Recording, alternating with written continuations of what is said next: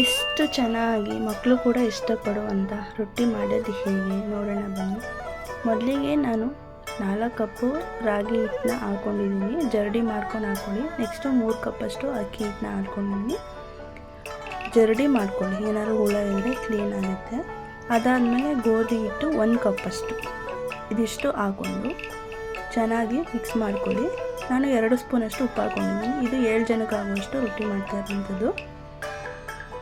Next ಟೇಸ್ಟಿಗೆ ಬೇಕಾದರೆ ಆಮೇಲೆ add ಮಾಡ್ಕೊಬೋದು. ಇದನ್ನೆಷ್ಟು 3 ಚೆನ್ನಾಗಿ ಮಿಕ್ಸ್ ಮಾಡ್ಕೊಳ್ಳಿ ನೀರು ಹಾಕ್ತೇನೆ.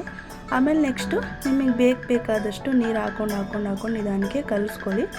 ಆಮೇಲೆ ನಮಗೆ ಯಾಕೋ ಸಪ್ಪೆ ಆಗುತ್ತೆ ಅಂತ ಅನ್ನಿಸ್ತು, ಅದಕ್ಕೆ ಮತ್ತೆ ಎಕ್ಸ್ಟ್ರಾ 1/4 ಸ್ಪೂನಷ್ಟು ಉಪ್ಪನ್ನು ಆ್ಯಡ್ ಮಾಡ್ಕೊಂಡಿದ್ದೀವಿ. ನೆಕ್ಸ್ಟು ನೀಟಾಗಿ ಕಲಿಸ್ಕೊಳ್ಳಿ, ಕೈಯಲ್ಲೇ ಕಲಿಸ್ಕೊಳ್ಳಿ. ಸ್ಪೂನು ಇದನ್ನೆಲ್ಲ ಯೂಸ್ ಮಾಡಬೇಡಿ, ಯಾಕಂದರೆ ಗೊತ್ತಾಗಲ್ಲ ಅಲ್ಲ, ಅದಕ್ಕೋಸ್ಕರ ಚೆನ್ನಾಗಿ ಕೈಯಲ್ಲೇ ಮಿಕ್ಸ್ ಮಾಡ್ಕೊಳ್ಳಿ.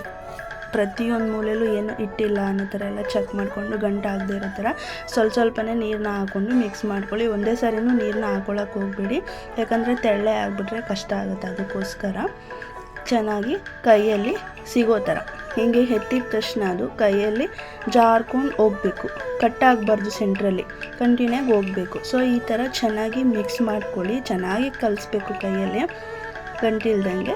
ಸೊ ನೆಕ್ಸ್ಟು ಇದನ್ನು ಒಂದು ಪ್ಲೇಟ್ ಮುಚ್ಚಿಟ್ಟು ಸೈಡಿಗೆ ಇಟ್ಕೊಳ್ಳಿ. ನೆಕ್ಸ್ಟು ಒಲೆ ಮೇಲೆ ತವನ ಕಾಯೋದಕ್ಕೆ ಇಡಬೇಕು. ತವ ಅಂದರೆ ನೀವು ಹೆಂಚಾರು ಯೂಸ್ ಮಾಡ್ಬೋದು, ಯಾವುದಾದ್ರೂ ಬೇಕಾದ್ರೆ ಯೂಸ್ ಮಾಡ್ಬೋದು.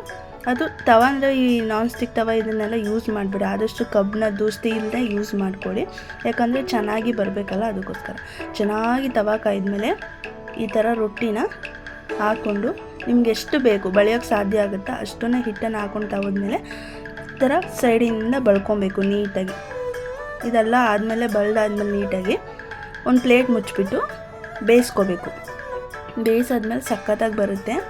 ನೆಕ್ಸ್ಟು ತಿನ್ನೋರಿಗೆ ಹಾಕ್ಕೊಡ್ಬೇಕು. ಹೇಗಿರುತ್ತೆ ಅಂತ ಹೇಳ್ತಾರೆ ಅಂದರೆ ಸಖತ್ತಾಗಿರುತ್ತೆ ಅಂತ ಹೇಳ್ತಾರೆ. ಅಷ್ಟು ಚೆನ್ನಾಗಿ ಗಟ್ಟಿನೂ ಆಗಲ್ಲ, ಅಗಿಬೇಕು ಜಗಿಬೇಕು ಅನ್ನೋರು ಇಲ್ಲ, ವಯಸ್ಸಾದವರು ತಿನ್ನೋಕ್ಕಾಗಲ್ಲ ಅನ್ನೋಂಗಿಲ್ಲ, ಚಿಕ್ಕ ಮಕ್ಕಳು ತಿನ್ಬೋದು, ದೊಡ್ಡವರು ಕೂಡ ತಿನ್ಬೋದು. ಸಖತ್ತಾಗಿರುತ್ತೆ. ಇದ್ರ ಜೊತೆಗೆ ಎಣ್ಣೆಗಾಯಿ ಮಾಡಿದ್ದು, ಆಹಾ ಟೇಸ್ಟ್ ಅಂತೂ ಸಖತ್ತಾಗಿತ್ತು.